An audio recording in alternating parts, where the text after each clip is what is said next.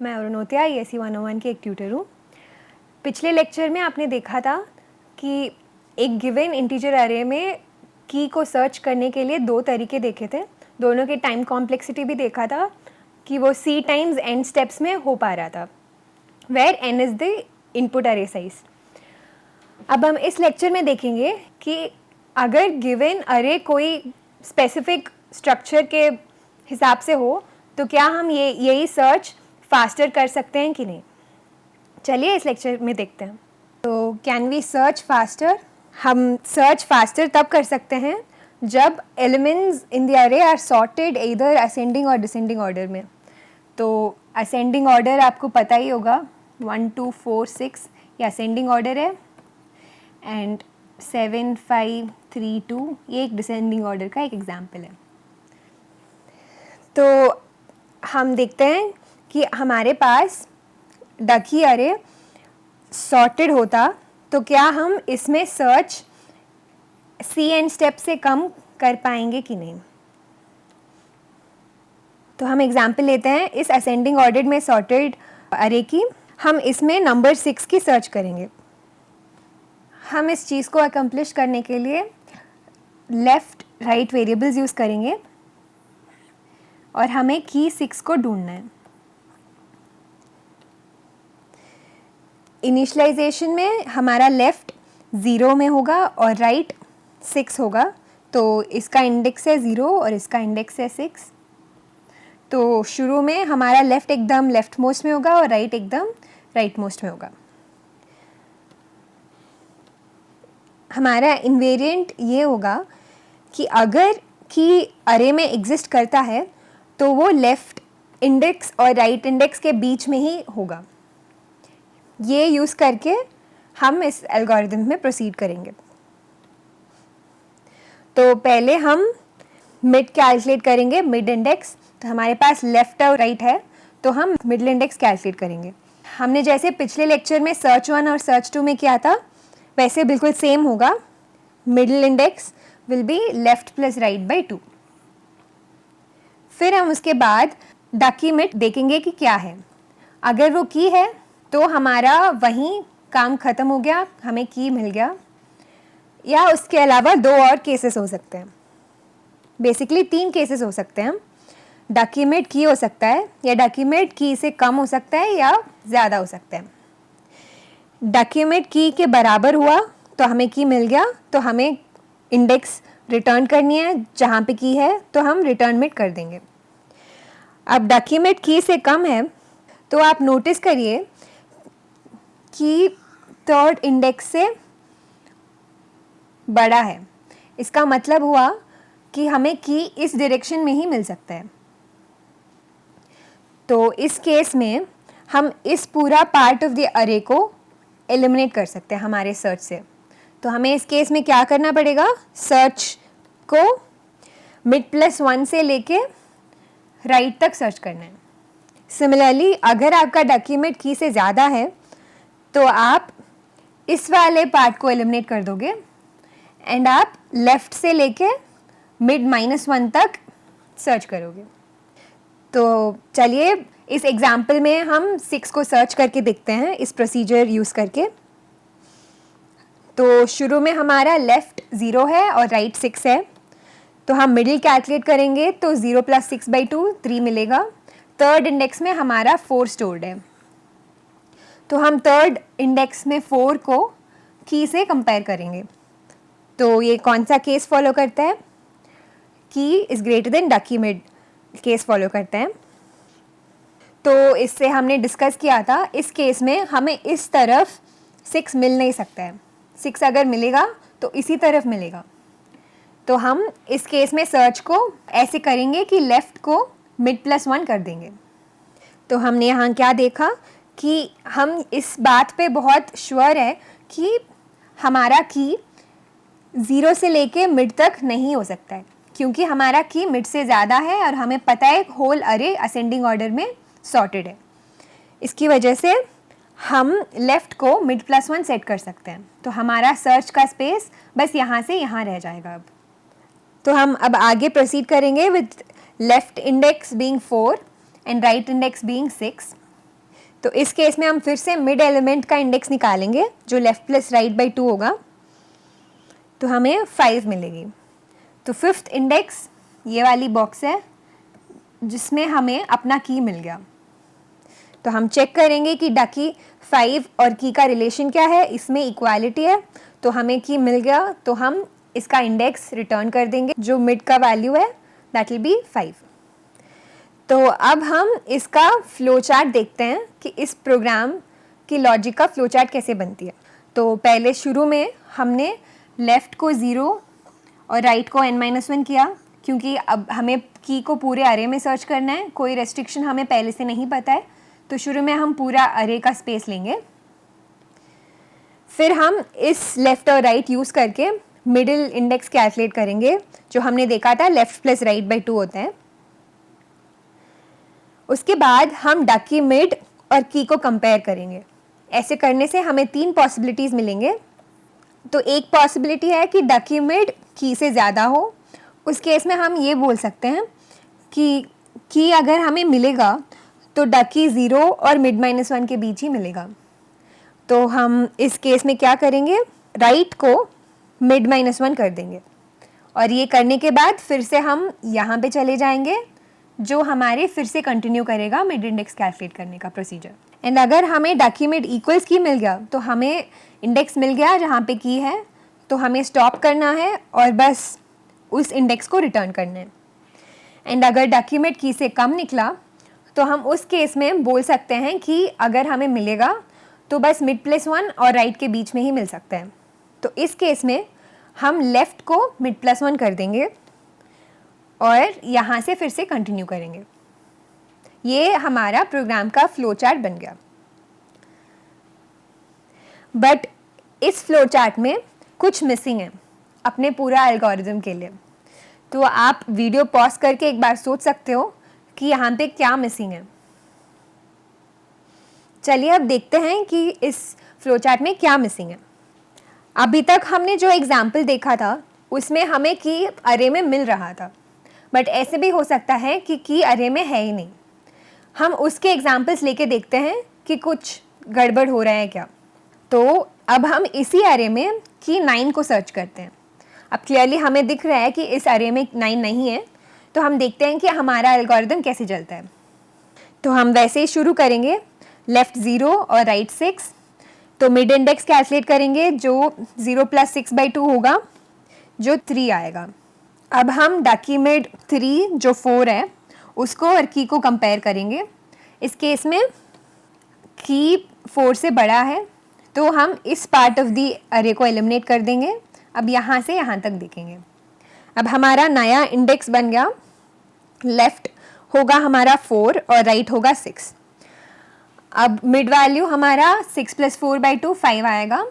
फिर हम डकी मिड और की को कंपेयर करेंगे। डकी मिड यहाँ पे डकी 5 है जो वैल्यू 6 है, इसको हम 9 से कंपेयर करेंगे। अभी भी 9 6 से बड़ा है, तो हमें फिर से वही चीज़ करना है। ये वाली पार्ट एलिमिनेट हो जाएगी, हमारा लेफ़्ट मिड +1 हो जाएगा। तो यहाँ पे तो लेफ़्ट अभी 6 हो जाएगा। तो दोनों लेफ़्ट और राइट अभी हमारा 6 है। तो 6 + 6/2 मिड भी हमारा 6 होगा, और डकी मिड का वैल्यू 7 है। 7 और 9 को हम कंपेयर करेंगे, अभी भी की डकी मिड से बड़ा है, तो हमें फिर से लेफ़्ट को आगे बढ़ाना है। तो हम लेफ़्ट को मिड +1 करेंगे। तो बट अभी आप नोटिस करिए हमारा राइट 6 पे ही रुका है, बट हमारा लेफ़्ट 7 हो गया है। हमने पहले इन्वेरिएंट का बोला था कि लेफ़्ट से राइट तक लेके जो हमारा अरे होगा उसके बीच के एलिमेंट्स में ही हमें की मिलेगा। बट ये इन्वेरिएंट की स्टेटमेंट तभी वैलिड होता है या तभी इसका मीनिंग होता है जब लेफ़्ट राइट से लेस देन और इक्वल टू हो। अगर लेफ़्ट राइट से बड़ा निकला तो इस स्टेटमेंट का कोई मीनिंग ही नहीं रहता है। तो हमें इस चीज़ का भी ध्यान रखना पड़ेगा कि जब लेफ़्ट राइट से बड़ा हो जाएगा हमें स्टॉप करना चाहिए। इसका मतलब तो एक ही निकल सकता है कि अरे में नहीं है। तो हम एक और केस लिखेंगे जिसमें हम लेफ़्ट और राइट को कंपेयर करेंगे। अगर लेफ़्ट की राइट से बड़ा है तो इन दैट केस हम नॉट फाउंड रिटर्न कर देंगे। अब हम एक और एग्जांपल लेके देखते हैं, जैसे की 3 जो कि बीच का है बट मिसिंग है। उस केस में भी ये सेटिस्फाई होता है या उस केस में अलग से कुछ केस मिसिंग है, ये देखते हैं। तो once again by invariant item या key is there between the key left and the key right only when left less than और इक्वल टू राइट है। तो ये आपको ध्यान रखना होगा, ये हमारा बेस केस है। अगर ये आप नहीं लिखोगे तो एलिमेंट अरे में मिसिंग है तो आपका इन्फिनिट लूप पे चला जाएगा। तो अभी हम की 3 लेके एग्जाम्पल देखते हैं। तो हम पहले से वही प्रोसीजर लगाएंगे। हमारा लेफ्ट 0 और राइट 6 से स्टार्ट करेंगे, mid left plus right by 2 करेंगे, उससे हमारा मिड इंडेक्स 3 निकलता है।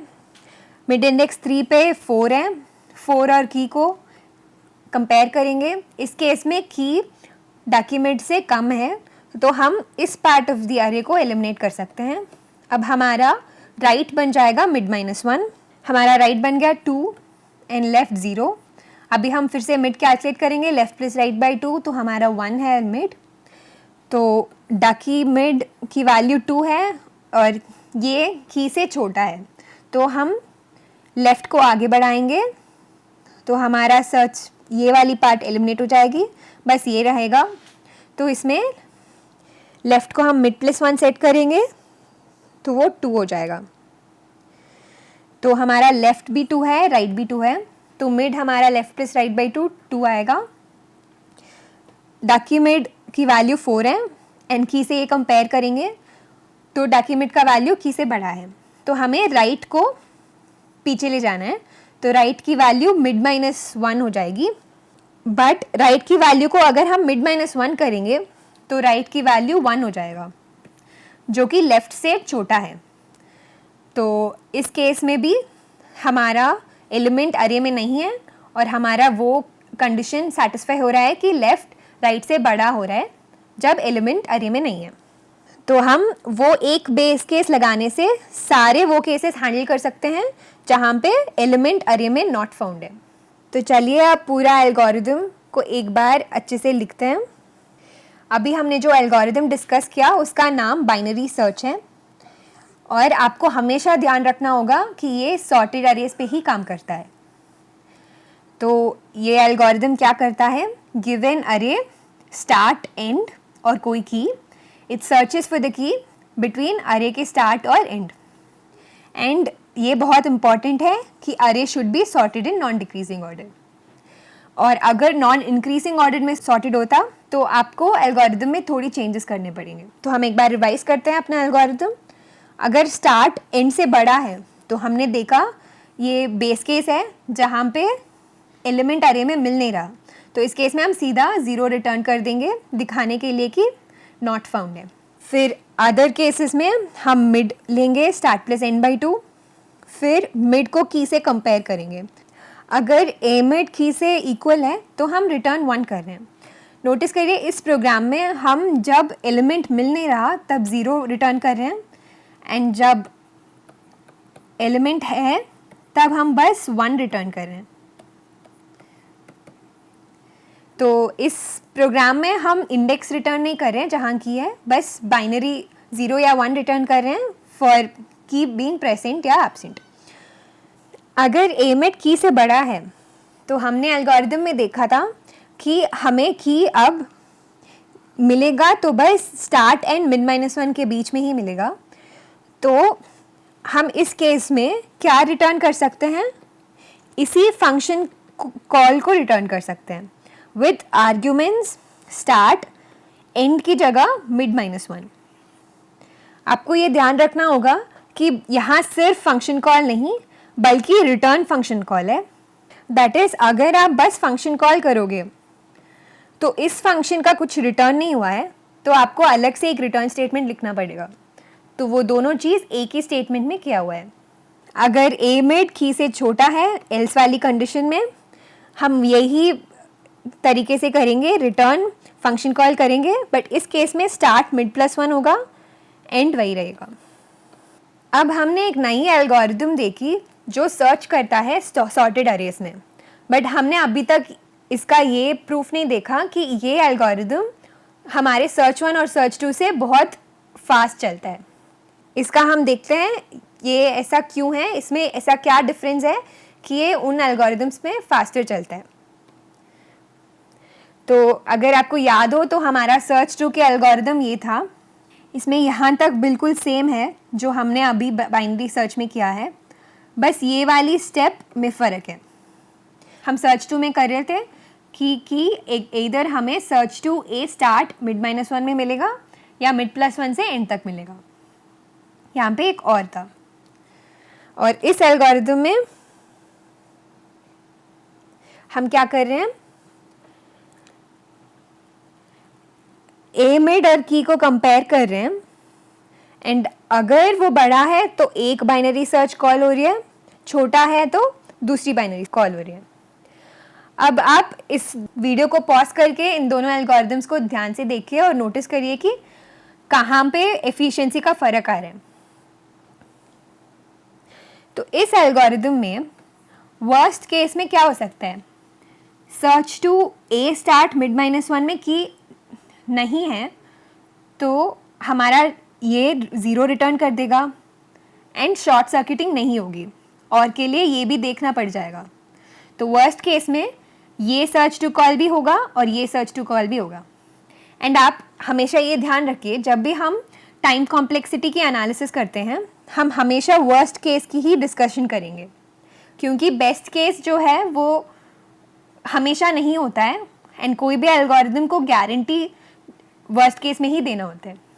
तो यहाँ पे हमने देखा कि वर्स्ट केस में ये दोनों सर्च कॉल्स कॉल हो सकते हैं, बट यहाँ पे कुछ भी केस हो, ये इफ़ और एल्स लगाने से हमारी एक ही बाइनरी सर्च की कॉल होगी।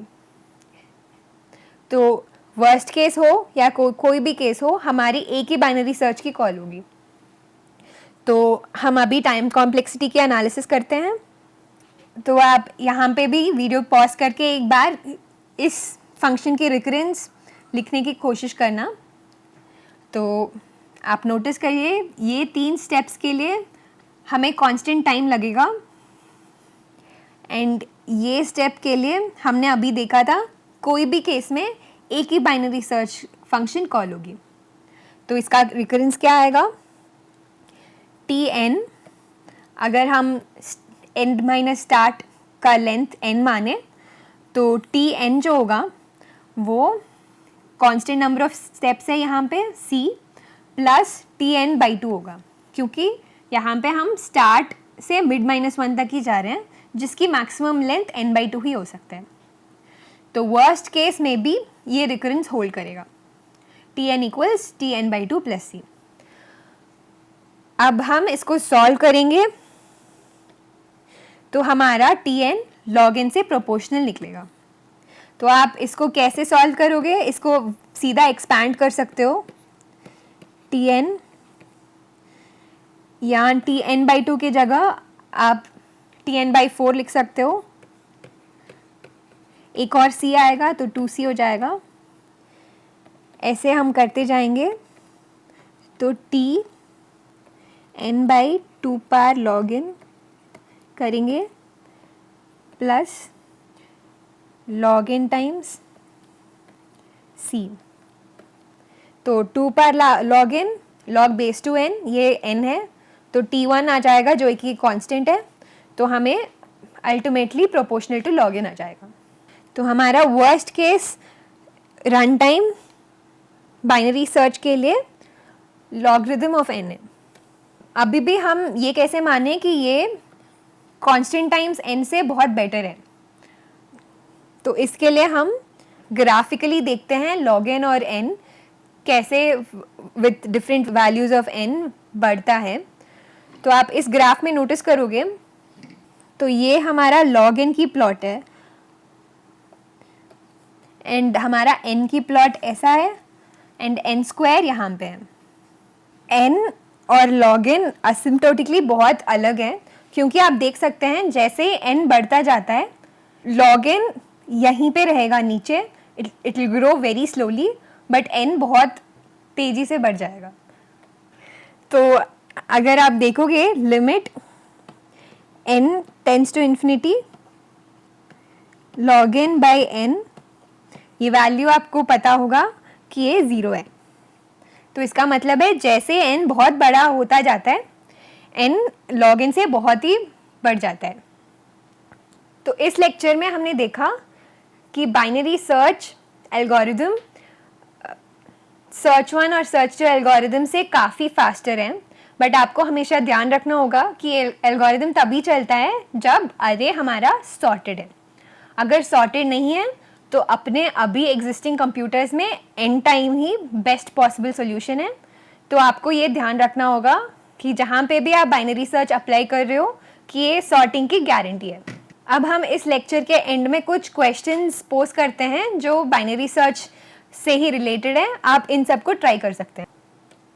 पहला क्वेश्चन है, सॉर्टेड अरे दिया हुआ है, आपको लेफ्ट मोस्ट या right most occurrence of a given की करना है। तो जैसे हमारी एग्जाम्पल थी उसमें 1 2 4 4 5 6 7 था। इसमें अगर की 4 का इंडेक्स चाहिए था हमें लेफ्ट मोस्ट, इसका मतलब आप इंडेक्स 2 रिटर्न करोगे एंड नॉट 3, क्योंकि हमें लेफ्ट मोस्ट चाहिए। एंड अगर राइट मोस्ट माना है तो आप 3 रिटर्न करोगे, 2 नहीं करोगे। एक और क्वेश्चन आप ट्राई कर सकते हो जो सक्सेसर या प्रीडिसेसर रिटर्न करता है। तो कोई भी वैल्यू आपको दिया गया है उसका सक्सेसर या प्रीडिसेसर, इसका क्या मतलब होता है, अगर इसी अरे में हमको 3 सर्च करना है, मतलब 3 के सक्सेसर सर्च करना है, तो 3 की सक्सेसर इस अरे में 4 होगा, तो इसकी इंडेक्स रिटर्न होनी चाहिए। अगर हमें प्रीडिसेसर 3 की चाहिए तो हमें 2 की इंडेक्स रिटर्न करना चाहिए। तो ये चीज़ आपको ऐसा नहीं करना चाहिए कि आप पहले 3 का बाइनरी सर्च कर रहे हो, फिर वहाँ जहाँ पे भी आपको इंडेक्स मिला उसमें आगे जाके 4 का निकाल रहे हो। वैसे करोगे तो सी एंड स्टेप्स लग सकता है वर्स्ट केस में, बट हमें एफिशिएंटली करना चाहिए। तो हम ये सीक्वेंशियल एस्टिमेशन नहीं करेंगे क्योंकि हमारा सी एंड स्टेप्स लग जाएगा उसमें वर्स्ट केस में। हमें ये क्वेश्चंस बाइनरी सर्च के मेथड यूज़ करके ही ट्राई करना है कि लॉग इन में ही रहे टाइम। एंड अगर आप लोकेट करके सीक्वेंशियल सर्च करने की कोशिश करोगे वो हमेशा चलता भी नहीं है, क्योंकि की अरे में नहीं भी हो सकता है, उस केस में आप लोकेट ही नहीं कर सकते हो।